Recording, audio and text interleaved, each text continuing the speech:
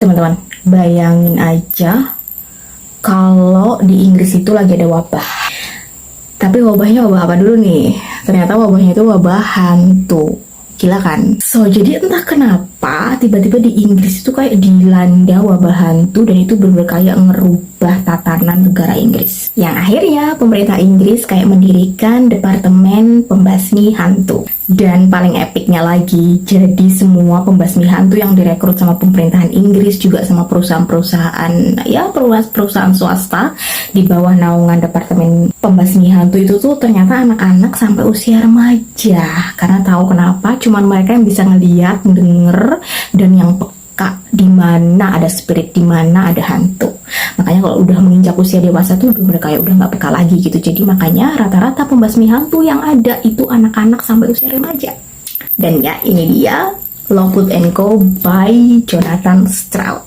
So ini series 5 buku dan oke, mungkin kalian udah ada yang pernah nonton seriesnya di Netflix, tapi sebenarnya ini adalah buku series. Dan aku rasa mending kalian baca dulu seriesnya kalau ada yang belum baca.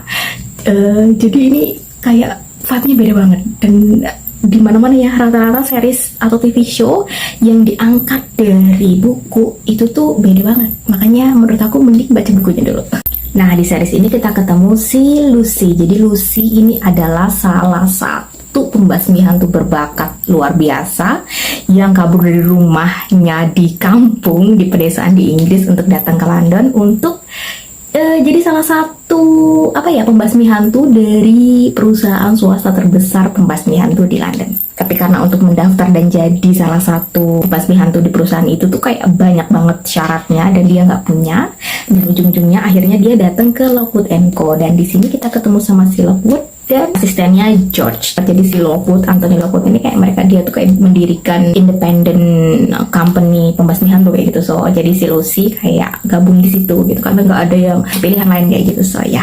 Dan epicnya lagi nih teman-teman, kayak hantu-hantu di sini setiap kali ada pembasmian atau apa itu tuh hantu-hantunya kayak punya kisah tertentu kayak gitu. Dan sumpah ini epic banget cara basminya, dan lucu juga, humornya bagus banget di buku ini.